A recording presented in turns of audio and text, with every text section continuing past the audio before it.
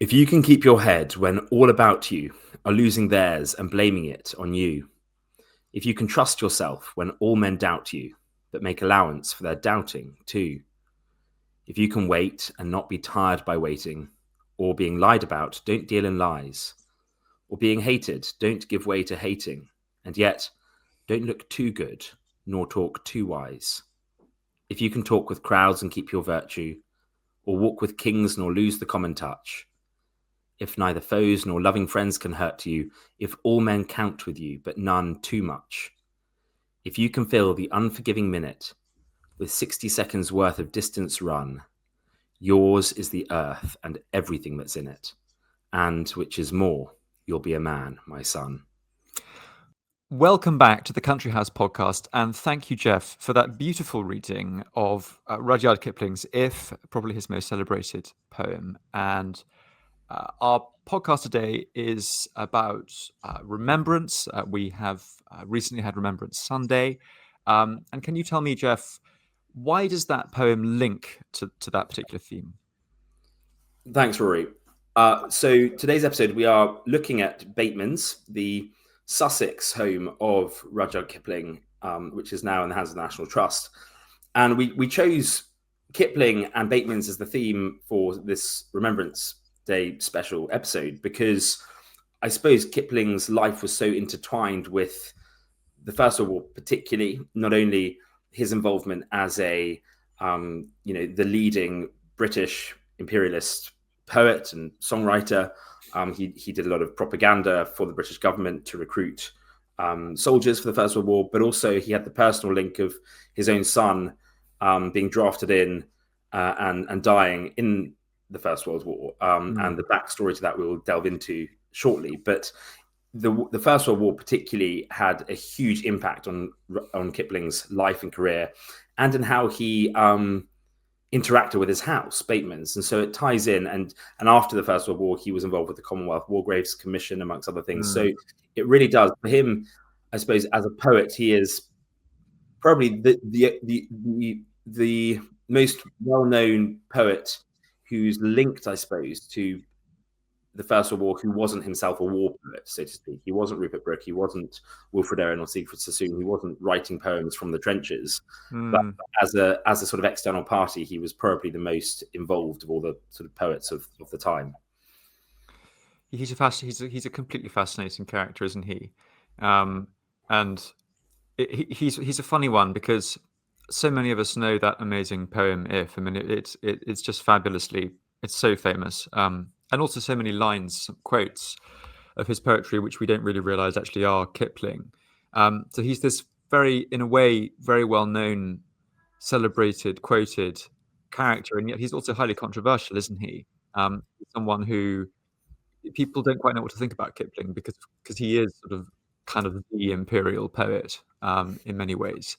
And that's obviously a subject that lots of people don't really know how to talk about. So we're going to be, I hope, unpacking some of these contradictions and talking about, I don't know, do you think these contradictions are reflected in the architecture of Bateman's itself, Jeff, or is that too much? No, because he didn't build Bateman's. He bought it as a historic home that had been built centuries before. So not really, but I think it does reflect in perhaps some of the interiors and certainly the way in which him and his wife Carrie and their family lived there. I think, something to bear in mind is looking at Kipling's whole life, because I think the war was a turning point in him, and we need to, there needs to be room for grace and forgiveness in terms of some of his views that he held before the First World War were flipped on their heads during the First World War. And I'll give an example. If, which he wrote in 1895, very much is one view of, what makes a man. And that changed significantly, for example, in the poem he wrote about his son after his son's death at the Battle of Loos. Really? And we'll talk about that in a bit when we talk about John's life and death. But because John was encouraged to, in fact, Kipling ensured that John was an officer in the army. John failed selection twice due to his poor eyesight, but his father pulled his political strings because he felt that he for his own image partly, and to make his son into a man, he needed his son what he wanted. He was desperate for his son to go to the front line, and his son died within weeks of reaching the front line. And I think we'll mention this later, but I think in the one poem he wrote after John died, he said, "If any question why we died, tell them because our fathers lied." Oh, God, so heartbreaking. So heartbreaking. But it shows, that we need to look at his, I suppose, all controversial or nuanced historical figures, looking at their whole life and how their views change, and having room for grace and understanding and compassion. No, absolutely. I mean, there's no doubt he's incredibly complicated. I mean, and I think it's also, I mean, I'm not an expert on Kipling by any stretch of the imagination, but I know that he's often been misquoted, and his kind of imperial poetry is rather more subtle sometimes than it's been given credit for, is my understanding. But I think with that, though, it's important to think about the house and how his approach to the house changed. And we'll talk about that more, unpack it. But I suppose in terms of linking it with the intro, the stanzas I read from If, the house was where he brought up his children. It was where he brought up his family. It was where he brought up John. John spent his entire childhood basically there. And yet it was also the retreat that Kipling went to grieve and mourn the loss of his son. So it was simultaneously, I mean, it'd be interesting to have seen how his attitude changed before and after the First World War in that sense. But I think the poem's message in terms of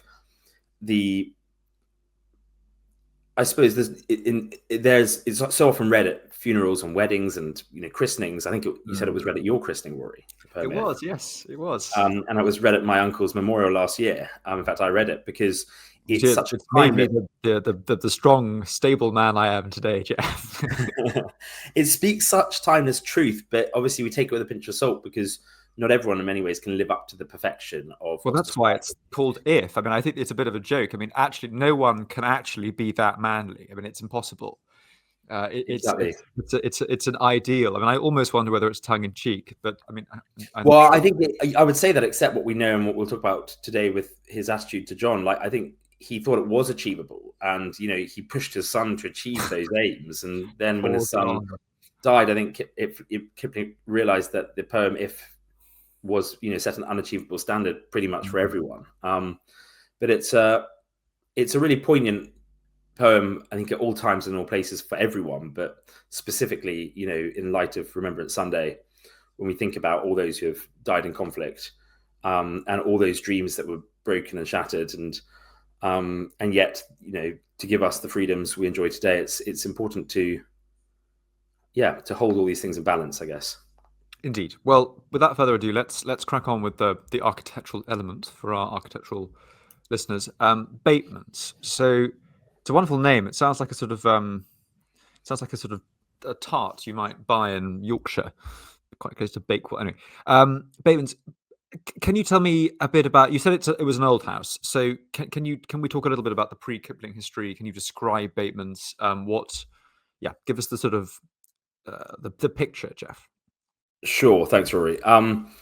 So Bateman's is in Sussex. It's in the Weald of Sussex for our listeners. So the Sussex is in the south of England, but it's sort of proper south, not southwest like Wiltshire and Devon and Somerset and Cornwall. It's pretty much below London, next to Kent. So it's a typical lovely, pretty rolling hills commuter county. So it's where a lot of the likes of Kipling historically have often settled because of its access to London.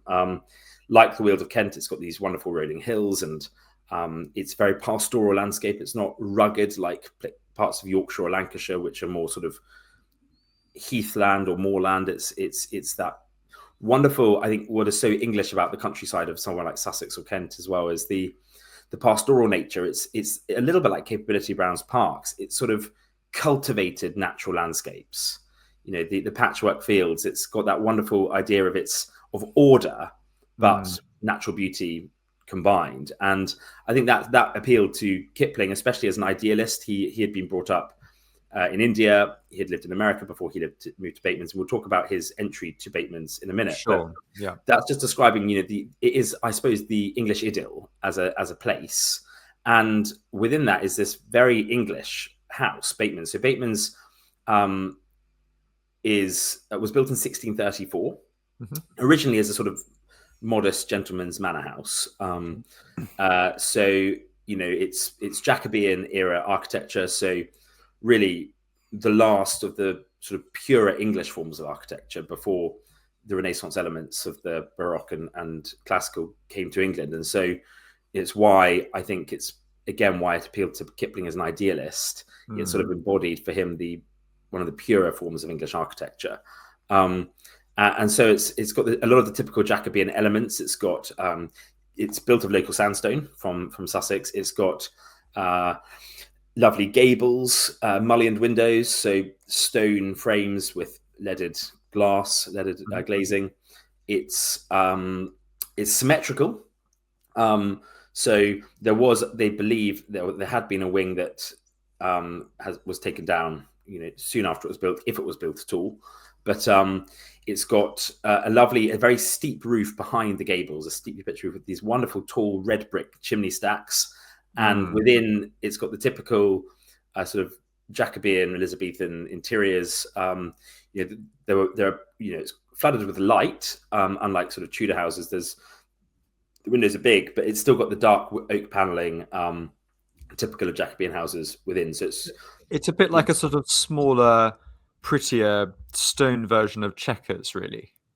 Yeah, it is. It's exactly that era and that style. And what's interesting with Bateman's is it declined a lot earlier than a lot of English country houses. So it really, I suspect, because it was a smaller sort of gentleman's manor house, came into the hands of a family who had a more significant principal house, because it ended up basically becoming a farmhouse. So it went from being a modest manor house to being a grand farmhouse for much of the rest of its history.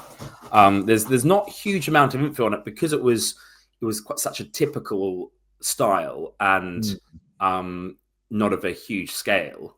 It's not, I suppose the history of the house is not as well documented as the great country houses of England are.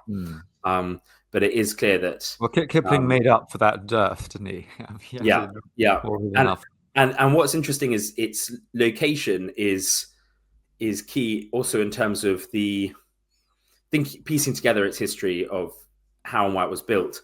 The farmland around the house, this pastoral landscape I mentioned, is very rich in iron. It's very good arable land. So it would have probably always been quite a modest landholding, but quite profitable because of its soil.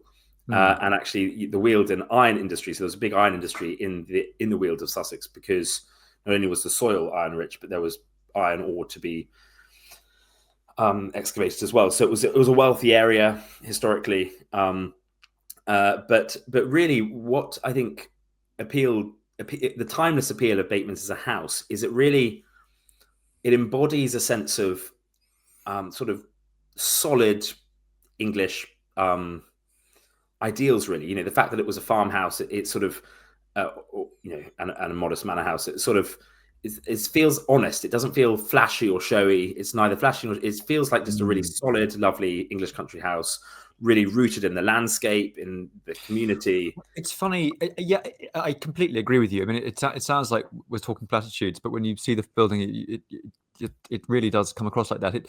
I actually thought it was before we started recording this episode, a Lutyens sort of fake house from that period, because it's so arts and crafts. I mean, I'm sure we'll talk about this later on, but all the ideals of the arts and crafts movement are there, which is sort of, modest but gracious, livable, kind of Gothic but refined, sort of good craftsmanship, in connection with the land, mildly left wing.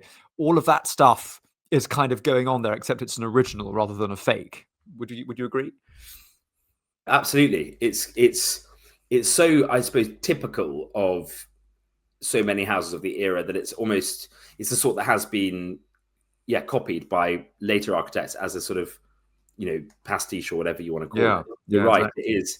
And what is interesting is in terms of going back to the name, so it not only is it unknown why it's called Bateman's, no one knows why. There's no link to Bateman's, anyone having ever been called Bateman, not only living in the house or owning the house, but living in the area. There's no record of a Bateman family ever in the parish, which is quite interesting. That is interesting. But what is clear is that it was occupied by a whole bunch of different people. It was never an ancestral home, so to speak. It was occupied at times between it being built. It was built in 1634, as I said. There's a date inscribed above the front door, and that's all they know really of the history of the house. They know that it was occupied by parsons, vicars, farmers, tradesmen. It just kept changing hands really up until the commuter belt of early modern England. Yeah, how interesting. Okay, so of these many inhabitants, anonymous inhabitants through history, the most famous one, well, not anonymous, is of course Kipling. So can you? I mean, you've kind of hinted that he bought it because it's sort of an ideal of England, and he'd been away from England for such a long time. Can you talk to us about Kipling's first encounter with it and why specifically why he bought it? Yeah, so Kipling, for context, for our listeners, he was born in 1865. So and he first came across Bateman's in 1900. So right.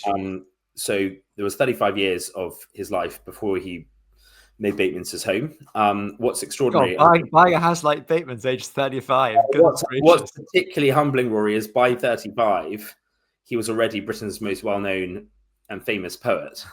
God, I hope I have a mortgage when I'm 35. I think that's basically it. Well, I was reading, Rory. So he came across Bateman's 1900. He only bought it in 1902. But when he bought it, his income was £5,000 a year from his poetry, from his writing. And the house cost £9,500. So less than 2 years of his salary for the entire cost of the house. So it was easily affordable. And that's just, goes to show with you and I as writers, Rory. We'll get there, Jeff. We'll get there. But I think it's helpful to know in some ways why he fell for Bateman's by knowing a bit of context about his life. So he was born in Bombay, in India, right. And lived in India for much of his childhood. We know that many of his poems and books, the Jungle Book amongst other things, were written about his time in India. Were his family out there as colonial administrators? What were the Kiplings doing? Yeah, so his father was actually, so yes and no. So his mother Alice was I think she was from a sort of missionary family, a Methodist missionary family. But his father John Kipling, like his son, was interestingly, they weren't. And again, this is where Kipling's so interesting, because it's like he almost aspires for a life that he didn't have. And everything about his writing also is almost the ideal of what the reality is. Yeah. And I think that's the case even with his family. So no, his family weren't colonial administrators. They weren't grandees in British India. His father was an art teacher, an illustrator, and a museum curator. So not part of the East India Company or any legacy in that sense. He was principal of a school in Lahore, and became a curator of the Lahore Museum. But he was very much on the middle-class intellectual. But that makes perfect sense, though, doesn't it? Because, to have a kind of a mother from a sort of very principled background, and then the father with an artistic one. That's basically Kipling in a nutshell, really. There's this idea of kind of staunch principle, but kind of wrapped up in this kind of mildly bohemian world. And it's interesting, actually, because Alice, Kipling's mother, was one of 4 sisters who were well known at the time. They were they weren't like the Mitford sisters, but they were as renowned in their day as the MacDonald sisters, because they all married very well, having been brought up, as the children of a Methodist minister. I think one married. I'm trying to remember. I think one married Stanley Baldwin, actually. What? What's the future prime minister? Alice married John Kipling. Yes, no, that's right. Louisa, the third sister, she was the mother of Stanley Baldwin. So she married Alfred Baldwin, and their son, so Kipling's cousin, was Stanley Baldwin, who was the Prime Minister of the UK on 3 occasions. So of Gosh. these four sisters, and then Agnes, who was a pianist, who was a sort of part of the Birmingham equivalent of, I guess, the Bloomsbury group. She was part of what was called the Birmingham set, Right. which was a sort of arty group of students. I think they met at Oxford. So she was sort of more down the sort of. Okay, so Very, very interesting that they that's also. very interesting. I suppose, yeah, he came from a very interesting and engaged family, but very much, aspirational, hardworking, intellectual, middle class Fine. background. Okay. Well, that's helpful. I think that gives us a very vivid picture of the kind of world he was Yeah, brought up in, a very amorphous world in a way where identity was rather a fluid thing. And it was always a fluid thing in India, regardless. But it yeah. sounds like it was exceptionally fluid in his case. And it was interesting because he never really settled anywhere up until Bateman's. So for those 35 years, yes, he was brought up in India, went to boarding school in England, went back to India. He met a lovely American called Carrie, who became his wife, and they lived in Vermont before they finally came across Bateman's in 1900. And just before we get into before we get into his relationship with Bateman's, can you just explain, he's obviously a very successful man by his mid-30s. Can you explain why? Just briefly, whistle-stop tour of his publishing achievements up until that point.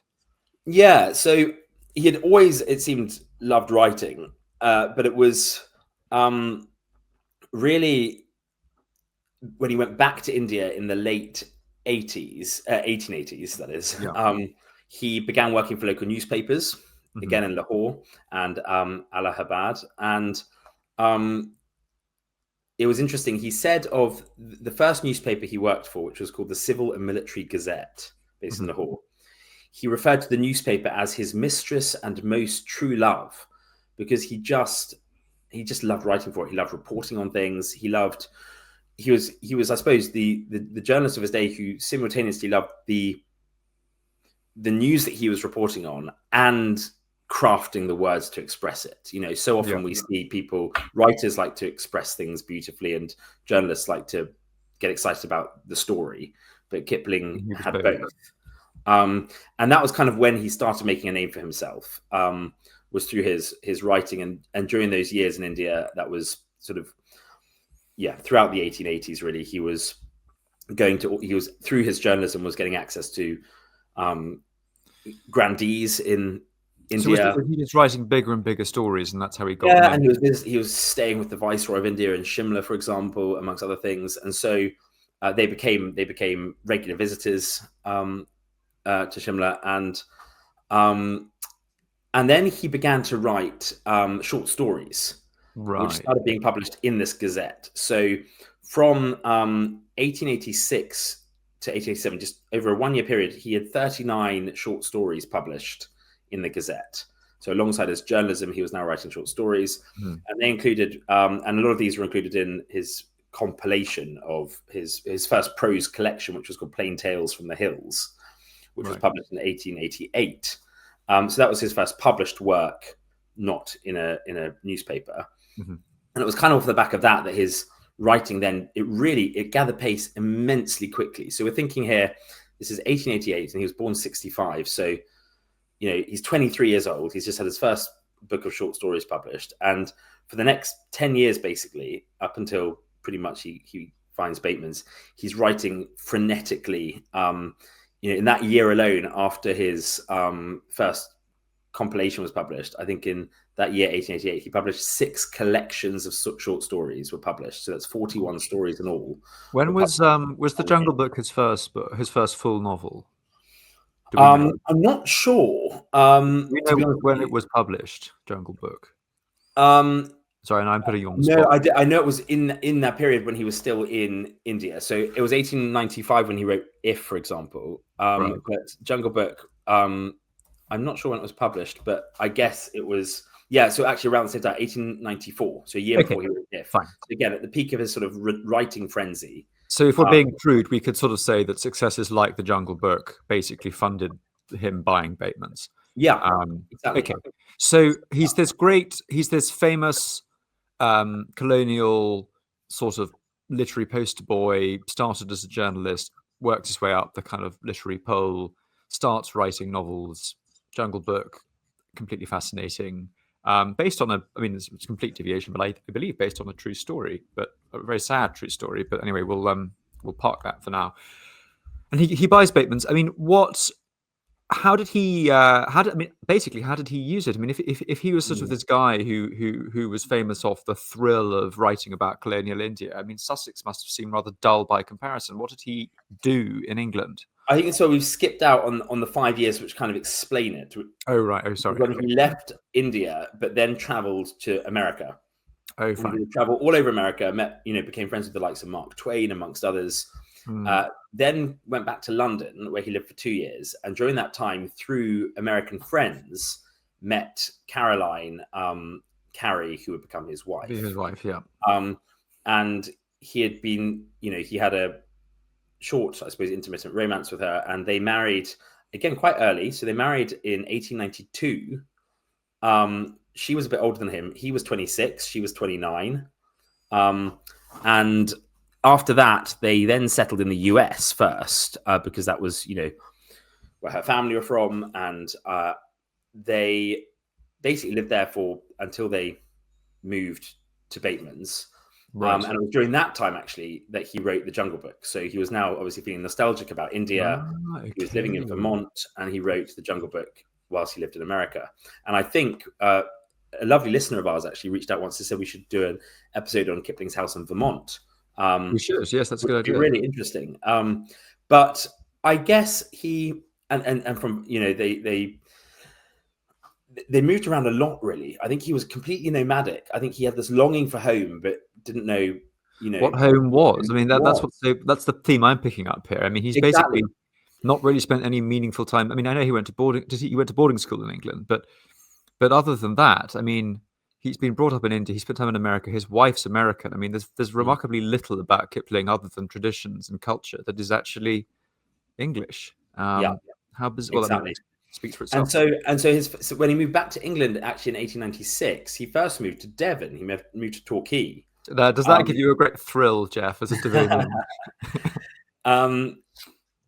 I suppose in some ways it resonates because of, as I suppose a child of the former empire, born in Africa, I can empathise with Kipling's longing for wanting to settle somewhere, but nowhere quite feeling like home. I get it. Yeah. And so it's interesting. He clearly wasn't happy. I know he didn't care much for his house in Torquay. He wrote about how little he cared about it, but it was during that. I'm imagining a kind of Basil Fawlty meets Kipling here. Sorry. Yeah, exactly.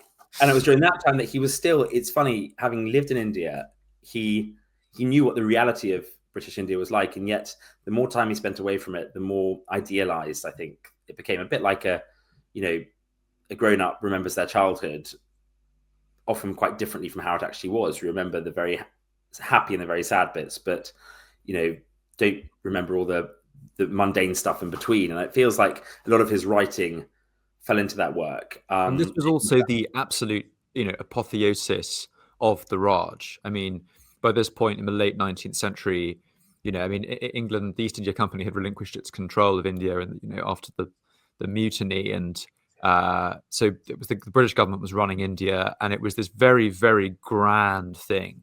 I mean, I think it all started to go wrong in the kind of 1920s, I think. But up until World War One, I think it was this titanic institution. The kind of the vice-regal life was extremely impressive. In British India seemed, that ridiculous cliche, the jewel in the crown, all that kind of jazz. And so I think there was a lot of stuff to romanticize. But it's also worth thinking about, though. The 1890s were a really interesting time for the British Empire because it was simultaneously at its sort of hubristic peak, but at the same time, the cracks were appearing already. We had, the First and Second Boer Wars, that came at the end of that time. And so what we began to see was a sort of, in Kipling's writings as well, we see this tension, which some interpret as, for example, he wrote The White Man's Burden, one of his most controversial poems, in 1899. And it was entirely divided opinion because some saw it as, brazen imperialism, with stereotyping racial attitudes, but others saw it as ironic and believed that he was, discreetly warning of the perils of empire, and that hubris means the pride before the fall. And so we don't know what his thinking behind it was. It was used by both camps, and that's so often the case in some ways with good writers, where you don't know their true intentions, and so people can and do use them, I suppose, to their advantage. But it was also during this time that he was being sent a lot abroad to the bastions of the empire, so to speak, as a sort of poster boy. And so he spent just before he moved to Bateman's, or found Bateman's, he spent a long time in South Africa, where he stayed in Cecil Rhodes's house, near Cape Town, or in Cape Town, in the Cape Colony as it was. And so this we know he's got this longing for home. He doesn't know where his home is, and yet his lifestyle as a writer, as a poster boy of imperial attitudes, means he's being sent all over the world, probably paid good money to travel to all these places and stir up support. But it didn't help him with his sort of feeling at home. But he now had a wife to think about, children on the way, and so it was at that point that he came across in 1900 this charming house, Bateman's, which really they anchor him. Sorry, was going to anchor him. Yeah, exactly. And it I think when they said of it, I think it was Kipling himself who said, "We have loved it ever since our first sight of it. We entered and felt her spirit, her feng shui, not to be good. We went through every room and found no shadows of ancient regrets, stifled miseries, nor any menace. Though her new end was 300 years old, a real house in which to settle down." God, that is very beautifully put. Shadows of regrets. Oh, wow, that's so lovely, vivid. And what was really heartbreaking for them initially is they fell in love with this house when it was on the market in 1900, but they didn't get their offer in time, and it was bought by someone else, who bought it basically as an investment property and then let it for 2 years, not to the Kiplings. Right. So they continued to sort of live sporadically until 1902, when the investor who had bought the house decided to sell it, and they struck whilst the iron was hot and bought it immediately. And what is lovely again with him is, despite people associating him with delusions of grandeur and whatever, and he did have an idealized view of the world, he never sought anything more than Bateman's in terms of, even as his wealth and fame grew the rest of his life, once he settled at Bateman's, that was it. He was there till he died. And from an architectural history perspective, as we was saying earlier, Bateman's would have been the peak of fashion, because this was peak Lutyens' time. Or, I'm not exactly sure of exactly when Lutyens was at the height of his career, but this was certainly the time when the arts and crafts was becoming very fashionable. And as I mistakenly said, I actually thought Bateman's was an arts and crafts house until this episode. So it wasn't an eccentric choice on their part. It was a very fashionable choice, wasn't it? Exactly. It was fashionable, but in some ways grounded, because it wasn't a new build. So the fashion really, as we know, in that time, when Britain was very wealthy, was to have something that looked old, Jacobean, but had all the mod cons. But the house, in a way, I admire his authenticity in not commissioning. He would have probably been friends with Lutyens and Herbert Baker and others through his. And Lutyens would of course go on to have a huge connection with India because of New Delhi. But I mean, it's funny. It's funny in a way. Bateman's captures some of the contradictions of Kipling, doesn't it? Because or at least the arts and crafts movement does. It's this sort of house which has an amorphous class. Is it a manor house? Is it a yeoman's house? We're not really sure. It's used as a farm building, but it's sort of also grand. Has lots of anonymous people who've lived in it before. It's a house which has an odd identity in exactly the same way that Kipling did. You can sort of see why he fell in love with it. Exactly, and it's that tension you feel within him of wanting to have live the idealized English country life, but also not wanting to be a fraud in terms of he doesn't want to buy someone else's ancestral home and be feel the idea that it's old, but actually, like you said, it has a lot of mysterious former owners rather than it having been one family, would have appealed to him in that sense, that he could make it his. Yeah, well, he said again that quote, "No shadows of regret." So it feels very fresh, even though of course it's It's not. And it also represented for him, I think, this idealized view of England that he had especially had as a child in India, of England really being, all that we imagine, I suppose, England to be, rural, stable, timeless, all the elements that, I mean, it's funny, Rory, when I heard that we were moving to England from Africa as a child, I imagined that I would be living in something I imagined I would be in a thatched cottage in the middle of the countryside, or in a Georgian townhouse in London like Mary Poppins, and it turned out it was neither. Our first house in England was a suburban house on the outskirts of London, which I'd never imagined ever even existed in England. You picture one or the other, don't you? And I think for him, he found in Bateman's what he had pictured as a kid of, I suppose, his dream. Which is lovely, and it was really from there that his writing, has changed as well, because it's no longer so sort of exciting, but it's more thoughtful. So things like when he was at Bateman's, he wrote the Puck of Pook's Hill. Yes, I know the Puck of Pook's Hill. And Pook's Hill is a hill behind Bateman's, and it's more of a sort of, yes, it's not as thrilling as the Jungle Book, but it's just it's equally well written. But it feels like he found a sense of steadiness and I suppose felt more at peace, I guess, when he was there. Yeah, well, Puck of Pook's Hill, I used to get read to me when I was a child. It's an extraordinary book. So that sort of, speaking of childhood, I mean, let's now sort of move on to his family life. So I think, and you've outlined brilliantly the house, his background, and so on. Can we now talk about, we've talked a lot about his wife, his American wife, Carrie. Let's now bring in John Kipling, his son. So, I mean, poor John has appallingly bad eyesight, doesn't he? I mean, he's basically half blind, as far as I can make out. Yeah. And he's famously played in that very tragic film about his life by Daniel Radcliffe, Harry Potter. That's right. Harry Potter, yeah. My son Jack. When he became famous, really, as a person in the national consciousness. My Boy Jack. That's what the film's called. Yeah, exactly right. Yeah. So it's important to note John fell as the third child and the only son within the family. So I'll give a very quick. So no pressure, John, as a whole family. So they were a very close family, and I think Carrie had brought her a sort of American family values to it. So when they settled at Bateman's, and Kipling and Carrie, as we know from that quote I read earlier, adored the house and devoted their lives to not only living in it as much as they could, but improving it. So, for example, the gardens he landscaped, I think 5 or 6 years after he bought the house, with money he won from his Nobel Prize for literature.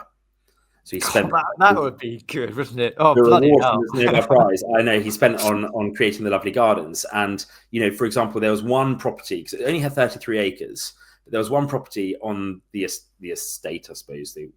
Not really an estate, but the mill, which had been was still, when they bought the house, a mill grinding flour, but he converted it into a hydroelectric power station for the house, and so he put in a turbine, and so the river then gave electricity to the house. So they improved the house in lots of ways, and they really engaged with the local community. So for these kids, first there was Josephine, Elsie, and then John, the only son, came third, and they really enjoyed one of like the idyllic English life, sort of like Darling Buds of May vibes, swimming in the streams and wandering in the meadows and climbing the trees in the woods. And it was very private. He would rarely host at Bateman's. It was his family home, where he would go and spend as much time as possible with his family, playing croquet or cricket in the gardens. Really idyllic in lots of ways. And with little John presumably bumping into lots of things. Yeah, and they got really involved with the local community, involved in the local parish church, all those sorts of things. But John was you asked me specifically about John, and John is really important because he was the long-awaited son. He was born in 1897, so just a few years before they moved to Bateman's, and he was, by all accounts, very bright and full of spirit and promise. I think they described him as a bright-eyed, bushy-tailed, excited, innocent kid who used to ride his bicycle everywhere along the lanes and help his father out, improving the house and gardens. And Kipling was very, very proud of him. I think sometimes people like to think that it was that John could never live up to his father's expectations, and to an extent that is true. But simultaneously, Kipling, really adored his son and was very proud of all he was. And the poem "If" was written really as his father's advice to his son. We talked about this at the beginning. It was written as these are the ideals you should seek to live up to, a sort of moral compass. Yeah. But that's why I think for Kipling, he was stuck in such a tricky situation when the First World War broke out, because John was 17 at that point. So First War broke out in 1914. John, age 17, was of the age where he could enlist. And for our listeners who aren't aware of the context, initially when the First War broke out, you could choose to enlist or not. There wasn't conscription. So it was, the eager lads wanting adventure were the ones who would sort of conscript. And John, as far as we know, was eager to, but not zealous. And he applied first to the army and was turned down because of his eyesight, and then to the Navy and was turned down because of his eyesight. And this is where it became hard for Kipling. If he was, writing propaganda for the government at the time to try and encourage people to enlist, and yet his own son wasn't enlisted, even though he had medical reasons not to be, it became it became a huge tension, I think, within the family. And I imagine Bateman's no longer felt the peaceful, happy place it had done, as so many houses stopped feeling during the First World War. Do we know if John was actually being accused of cowardice, being handed white? No, I don't think he wasn't, because he had the medical reasons not to be. But he actually ended up going into the army before the sort of white feathers and the real cowardice element even came into play. Right. His father was so keen to, from a sort of PR perspective, be ahead of the game, that really, as soon as John was turned down a second time, this time from the Navy, his father started pulling strings in government. But why couldn't he just be given Why couldn't he just be given some sort of staff job in London, a desk job? Why did he have to go to France? I think the huge social pressure at the time of people thinking, if you're 17 and you're a young lad, you should be on the front line. How can you expect others? And so this is where I think everything. It must have been agony, internal turmoil for the family, where Kipling knew his son had been turned down for good reason because of his eyesight, and therefore wouldn't be good. You're not going to be a good shot if you can't see. Yet the social pressure, and I suppose it all comes. Probably the financial pressure came in too. If they had become accustomed to a lifestyle that was being generated by his income as a writer, but if he became ostracized socially for his son not going into the army, so he might lose commissions. And so I imagine there were lots of things at play. I think that's a very generous. I think that's a very generous interpretation, but sure. The point is it must have been really.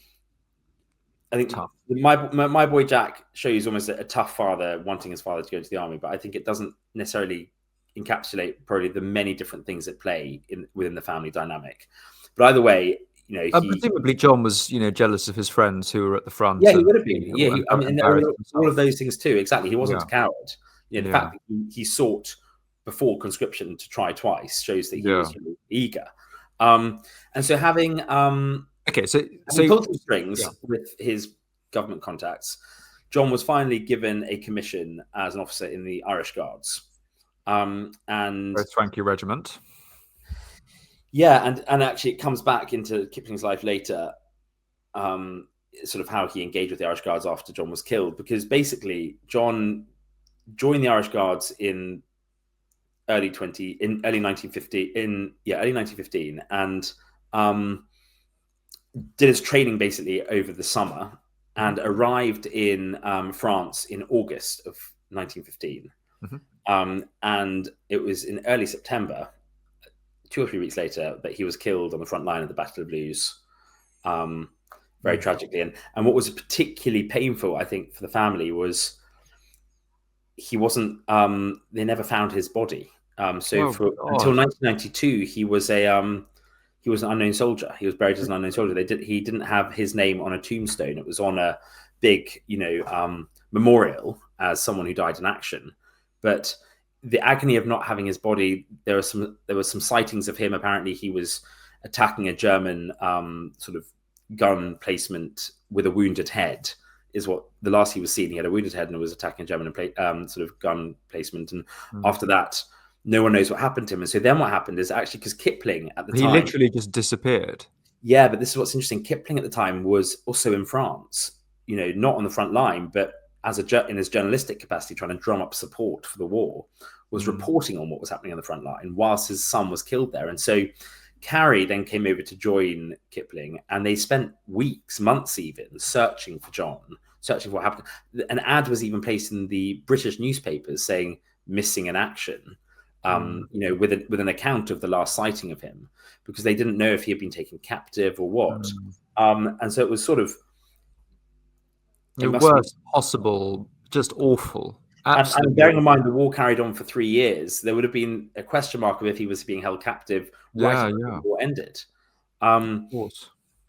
So, and he was 18 at the time that he died. So just heartbreaking. And it destroyed Kipling and Carey in so many ways. But Kipling learned, I think, to channel his grief and his mourning through his words in the same way that he had channeled his idealism before. So it was then that he wrote that short poem in his he wrote Epitaphs of the War, which he wrote after the end of the First World War. And it was in that poem that he wrote that line, which I read earlier: "If any question why we died, tell them because our fathers lied."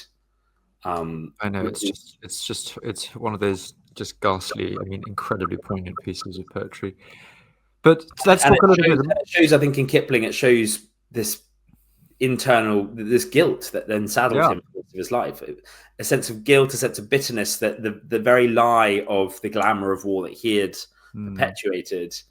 It must have been agony, knowing that he had sort of helped create the lie of the glamour of war, and then simultaneously suffered the consequences of having that lie exposed. And it's why it was really interesting that then after the war, he devoted so much of his time and efforts to helping people come to terms with the grief and loss of the First World War. It's very well. I want to talk about that in a second, but it's very interesting because I'm not an expert on World War One by any stretch of the imagination, but my impression is that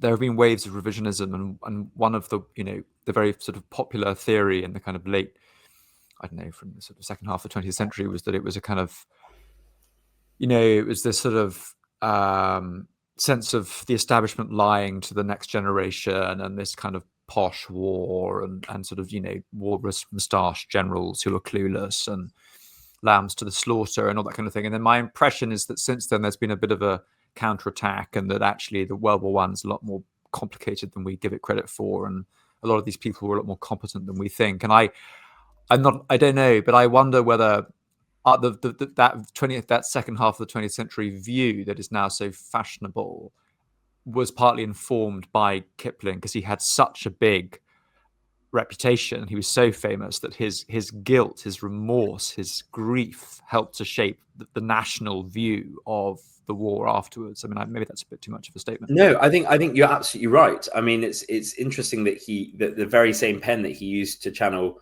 propaganda for the war, he then used to discredit it. In the likes of that poem, Epitaphs of the War. It's extraordinary, and to just you can see in all his writing later. He actually worked in collaboration with the likes of Lutyens, of course, who designed the cenotaph. So he became very involved with the Commonwealth at that point, the Imperial War Graves Commission. So let's talk about that looks after the graves of those who fell in action, and he came up with a number of inscriptions. So their name liveth forevermore, and known unto God, which are both inscribed on most tombstones in the War Graves Commission cemeteries, were phrases sort of written by him, or consolidated by him into the phrases that we know today. And also, lest, am I right in thinking that "lest we forget" is also a Kipling line? I've come across that, but I think "lest we forget." Well, I think it was used by him, but I think it was a it was a phrase that was used widely at the Okay, time fine. anyway. Ignore that. Whereas, but it is interesting that you can see in his writing equally as beautiful, but with this heavy weight over him for the rest of his life. And so things like even things that aren't explicitly to do with the war, for example. His later poem, "The Gardener," or his later writing, "The Gardener," whilst being so, nothing explicitly to do with the First World War, was still imbibed with this sense of quiet grief that, for him, it was written at Bateman's, and bearing in mind, he created this beautiful garden. I need to say a quote about the garden, actually, which I forgot to mention earlier, which is so lovely. When he designed it himself with this money he had earned from the Nobel Prize, his daughter Elsie later described it as her father designed it having in mind the house fitting into its surroundings like a lovely cup on a matching saucer.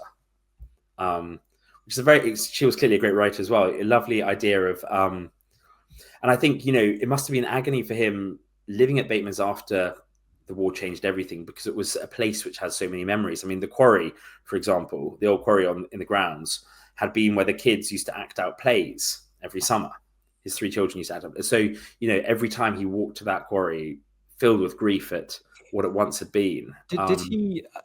I mean, yeah, it's very sad. But I mean, is there a sense that, I mean, obviously that famous line, "Fathers lied," etc. He was one of the great spokesmen for empire, for war, and things which are very ugly. Is there a sense that after John died, he had a complete change of heart, or did he still, back the principles that he'd sort of, propagated? Do we know? Yeah, I think he, I think kind of both simultaneously, which is kind of unsurprising for Kipling, who was sort of a constant melting pot of different ideas and thoughts. I think he continued to write. He continued to write about a lot of idealistic ideas and thoughts, but now it was imbued with this sense of grief or remorse, and therefore a question hangs over even his idealized writings in terms of, are they ironic or not? Does he still believe in this ideal, or is he saying that if you believe in the ideal, actually you'll always be disappointed? It's so interesting. And after the war, the empire it's so strange, because after World War One, because Britain ended up taking over a lot of former German colonies, the British Empire was as big as it ever got, I believe, in 1919 or 1920 something or other. And it really was the empire on which the sun never set, and all that, all those cliches. However, it started to fall apart. There was this strange sense of it having lost its luster it became this entity which people were a little cynical about, used to joke about, whereas before World War One, certainly the 1890s, it was very much this great grand project. And especially, in India, in that period after the Indian Rebellion and before World War One. So I find it so interesting how Kipling's life is a perfect reflection of that, because he really was the mouthpiece, and it's extraordinary. Yeah, and it's interesting as well, this sort of strange, I suppose, probably quite stressful contrast going on in his brain at the time, because, for example, he, on the one hand, knew that the lie of the glory of the First World War had been exposed, and so clearly to him, and yet he chose the inscription "The Glorious Dead" that was put on the cenotaph in Whitehall. Yeah, I mean, he must have been enormously conflicted. But then what's interesting is he then spent a long time writing a 2-volume history on the Irish Guards, the regiment that his son had been in. His only proper sort of substantial history book. I guess as a way of processing or giving back in a way. And it felt like really for the rest of his life, he was trying to give back rather than gain from things. And so The Gardener, the poem I mentioned, the story I mentioned, it includes, writings about visits to the war cemeteries. He wrote a poem called The King's Pilgrimage which was a journey King George V made, touring the cemeteries. Again, it was all to do with his involvement with the Imperial War Graves Commission. Sure. But then at the same time, he couldn't stick his head in the sand, so he became very aware of the rise of communism after the Russian Revolution, and that became a focal point for him in his sort of idealistic or political writings. So And do we know what his view was on communism? Because I mean, he was very hostile to communism, so much so that after the Bolshevik Revolution, he wrote that 1/6 of the world has passed bodily out of civilization. That's interesting. I was wondering whether actually Kipling might have had rather complicated thoughts about communism, given his upbringing. Yeah, I know, it's strange, isn't it? Yeah. And so I think he wrote. He was very upset about the Russian Revolution, and he wrote that after the revolution, all that was left was the sound of weeping and the sight of burning fire and the shadow of a people trampled into the mire. That sounds like a very objective historical summary. Yeah, so he clearly loved to. Well, what he was so good at, I think, was turning using words to tear at the heartstrings. I mean, he used it for good, he used it for ill, but he had a gift clearly in like when I read at the start of this episode, Rory, and we both had to pause after those stanzas from If, because it's just it tugs at the heartstrings. Yes, for our listeners, you obviously won't know this because this podcast will be beautifully edited by our lovely editor, but I actually had to start the episode 3 times because I kept getting distracted by the poetry. It's very thought-provoking. But let's, as a final question, because we haven't really covered the inside actually, can you just give us a tour of the inside of tell us what's happening with it? I mean, it's run by the National Trust now, so I imagine not much has changed. But can you tell us about the inside, what it feels like, what it looks like, that kind of thing? Yeah. So the inside, I suppose, as it is now, is very similar to what it was when Kipling was there, because his wife. Did he give it to the National Trust, by the way? Yes. Well, he died in 1936. His wife Carrie left it to the trust in 1939, and it would have been something they would have discussed, precisely because he didn't have a son. He did have 2 daughters who were still alive, and I'm sure he. Did they marry different? Yeah, they. As I know, Elsie married. I'm not sure about Josephine, but what is interesting is that he still. I think it was, his plan had been to leave Batemans to his son, as was so often the case, and I think he felt it was a final way of giving back. Was, having lost his son, giving the house to the nation. Was a hugely important part of what they decided to do. So Carrie lived there. He died in 1936. Carrie lived there until she died in 1939, and they had agreed together to give everything, including the collection, the entire contents, to the trust to be preserved as it had been, as Kipling had left it. And so it's interesting because even today you go into the library and all his books are there. So we'll talk about the interiors in that sense.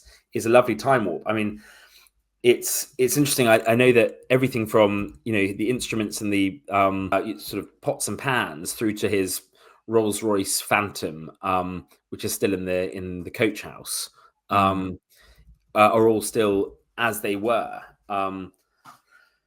So I think I mean it really is. The interiors are in some ways nothing special in terms of their. They were very typical of a mildly modernized Sussex manor house at the time. They feel, I mean, from the picture, I think I've probably only ever seen photographs of the study there, but to me it feels exactly like Bilbo Baggins's Hobbit hole. Yeah, because Tolkien was writing it about this time, and he was, I think, also thinking of kind of Lutyens-esque interiors. So obviously, yeah, exactly. As a Jacobean house, it didn't have the soaring ceilings or enormous windows of later, Baroque or Georgian houses. So all the rooms are quite small. They're quite intimate. Yeah. The a lot of exposed wood beam ceilings and oak paneling, and then within it, I suppose he really had the story of his life in terms of the collection is such. He tried where he improved the house to really do it well with local craftsmen. He used Weald and clay tiles and locally hewn oak in any work he did do. But In terms of, I suppose, the collection, there's all sorts of things, fascinating pieces that he brought back from India and South Africa and America. He was interested in the arts and crafts movement, which we talked a lot about. So some of the pieces in the collection, things like arts and crafts style embroidery. There's a very beautiful embroidery piece of embroidery depicting an orange tree that was designed by an arts and crafts leading arts and crafts designer of the time, someone called May Morris. It still hangs there. And Morris, a relation of William Morris, or not? I'm not sure actually. But what was interesting as well was this mix of very valuable things, paintings. He was an early patron of Whistler amongst others. So really? Collection, he didn't try and create a collection that was fake. He didn't buy a whole lot of Gainsboroughs or Van Dycks and try and make people think that it was his ancestral home. He focused on living artists who he supported, and probably helped give publicity to, that such that they became much more famous. And then there are pieces from India, Japan, Brazil, the Middle East. There's a very interesting collection of silver decanters from India. And what's funny as well is that I think people say that visiting Bateman's today is as visiting it when Kipling was there, except for the heavy smell of his 40 a day Turkish cigarette habit. And the lack of splattered ink everywhere. I think there was one of sort of Kipling's biographers wrote, when he was working, Kipling would often lie on the daybed musing in an almost comatose state, and then with a sudden burst of energy, sit at the desk and write in such a frenzy, ink would go everywhere. And afterwards he had reappeared dazed and shirt splattered in ink. So it's that wonderful, slightly mad idea of this chap who sort of, goes from 0 to 100 miles an hour. And after he died, actually, George Orwell, who we know, of course, was also a social commentator, a very conflicted one at the time, wrote, "Every enlightened person had despised him, Kipling, but 9/10 of those enlightened persons are forgotten, and Kipling is in some sense still there," which I think shows, that tension with him, that, what George Orwell was, of course, referring to is the criticism of Kipling's jingoistic or imperial attitudes, which we know have in themselves a tension over whether they're ironic or not. But I think Orwell highlights that in the fact that a lot of these people who are quick to call out Kipling on his cause. It's funny, yeah. I mean, his detractors will say that he's a massive hypocrite, and then his supporters will say that he was a romantic who captured the best of things. I mean, and I'm not an expert on Kipling, so I wouldn't know. But it's interesting. I mean, funnily enough, when I was a student, I discovered something absolutely fascinating, which kind of captures this sort of tension between the idea we have of the idealism of the period and the reality, which is in another war poet, Rupert Brooke. Did you know, Jeff, that his most famous poem, "The Soldier," which is all about, if I should die, think only this of me. It's a very kind of romantic view of if a guy dies at war, he's basically a sort of sovereign part of England, lying down in Flanders. But that was written just before Brooke was killed in World War. Wasn't killed. He died in World War One of some malaria or something. Anyway, the title of that poem was actually "The Recruit," and the publisher didn't think it was patriotic enough. So after Brooke died, renamed it "The Soldier." It's a tiny little change, but it completely changes the meaning of the poem. And I think that there was a lot more of that kind of thing going on than we appreciate. Partly because of this gloom that Kipling cast over the war with all of that regret of John's death. It's really fascinating. Yeah, absolutely. And it's interesting as well, he left everything. So I think that their one daughter, Josephine, never married. She actually, I think, died quite young. I don't know why, but she never reached sort of full adulthood. She predeceased her parents. Elsie, the only child who outlived her parents, did marry but didn't have children, which meant that even the things that she had inherited that hadn't been left to Bateman's, to the trust, when she died, she left them to the National Trust so that the collection would become complete. So she died in the 1970s, and what she had inherited, she had also left to the trust. So Bateman's really unusually, after Elsie's death, became the home of the entire life and legacy of Kipling. And I think it serves. I mean, it would be well worth visiting if any of our listeners are in the area, especially over Remembrance Day. I imagine they put on some sort of special event, considering his links with the First World War. But I think as we sort of tie this up and remember, the good and the bad and everything in between of Kipling's life and so many others, I think it's helpful to, I suppose, in Bateman's we see in a house and in its collection the truth, I suppose, of history and the importance of looking at it in its entirety, because we see in this house the life of a man who was so conflicted in himself and encouraged the vision of war, for example, and the empire being glorious, and yet simultaneously felt the repercussions of that lie most keenly in his son and heir. And so I think it's a really helpful, it's almost worth visiting for anyone who's trying to get their head around how to look at the past and learn from it in the right way. I'm not a voice of expert on this thing, but I think so often it's so easy for us all, isn't it, to fall into binary nations of things being good or bad, right or wrong. And it takes a lot more effort to explore the nuances of the grey areas and the wisdom areas. Well put. And this has been a really fascinating episode. So incredibly well researched. So thank you, Jeff. A great example of how to, use a house as a biography for someone, which we like to do on the pod. Moving timing. I hope everyone had a moment to reflect on Remembrance Sunday, and we obviously on this episode have been thinking about John and the sacrifice of his life. We will remember them, I suppose. We will, lest we forget. Indeed. Thank you very much, Rory, for asking such poignant questions, and thank you to our lovely listeners for joining us. Do please join us again next time. We're fast approaching Christmas, so we have some exciting episodes in store in the coming weeks. Do please bear in mind, I think Rory is still taking some commissions for his watercolors as well. A Christmas present. We're also going to be doing an exciting short series on Christmas books.